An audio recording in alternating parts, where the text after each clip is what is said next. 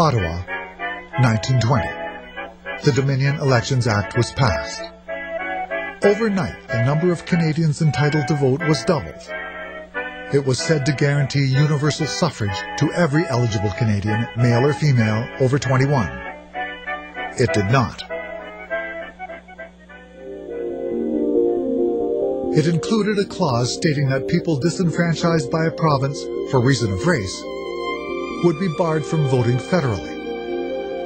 In 1920, British Columbia excluded voters on the basis of race. People of Japanese and Chinese origin, as well as anyone from the Indian subcontinent, were denied the vote.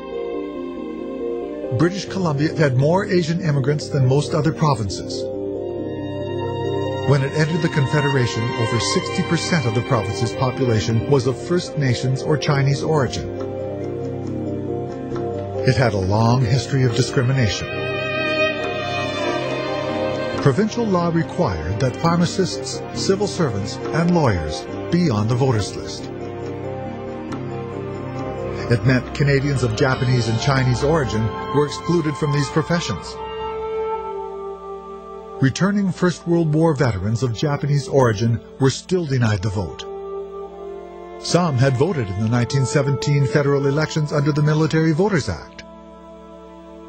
Upon their return, the right was taken away. In Ottawa, the Solicitor General Hugh Guthrie defended his government's position. He maintained that the new Dominion Elections Act did not discriminate, but merely recognized the provincial disqualification imposed by the law of any province by reason of race. In one House of Commons debate, he said, "This Parliament says upon what terms men shall vote. No Oriental, whether he be Hindu, Japanese, or Chinese, acquires the right to vote simply by the fact of citizenship." In 1936, the Japanese Canadian Citizens League sent a delegation to Ottawa to plead for franchise. A special House of Commons committee is formed to deal with their request. One member from the Japanese Canadian group told the committee that hundreds of young boys and girls, some of them even children of grade school age, have been sacrificing ice cream sodas and movies and contributing their quarters and 50-cent pieces in order that we might appear before you today. The Prime Minister of the time, Mackenzie King, claimed he had been unaware that they wanted the vote. One British Columbian MP said that the whole affair was a plot to enable the Japanese government to plant spies in British Columbia. Another urged the committee not to grant them the vote as it would lead to Japanese Canadians taking over Canada. The franchise was not extended.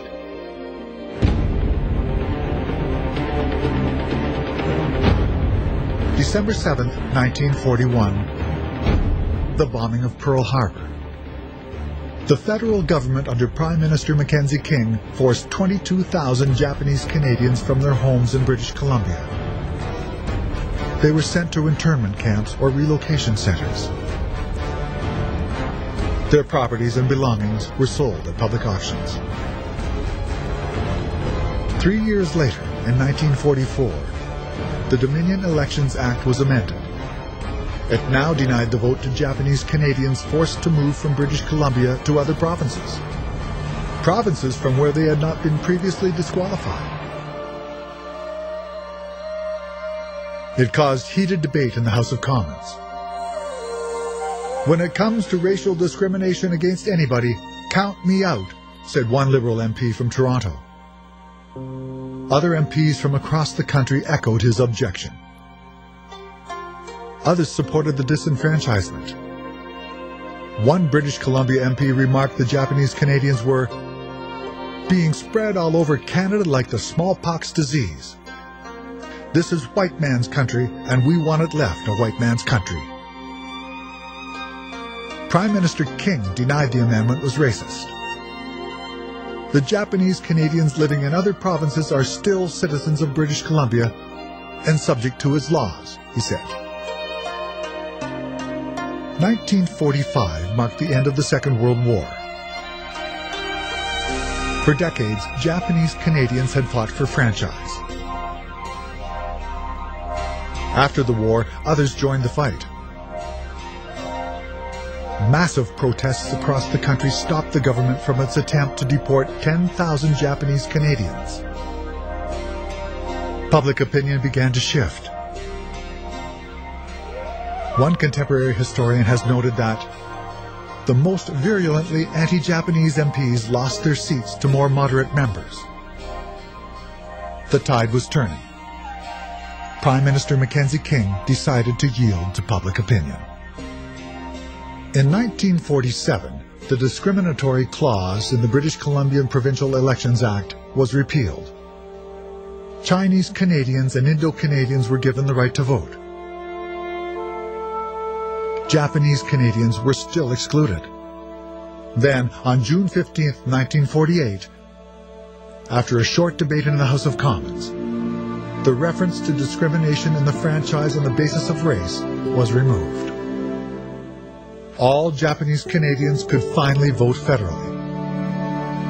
One reporter wrote, "After much prodding, the House of Commons has moved to right a most humiliating wrong.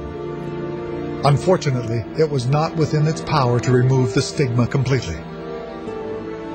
It was a year later, in 1949, that Japanese Canadians got the provincial right to vote in British Columbia.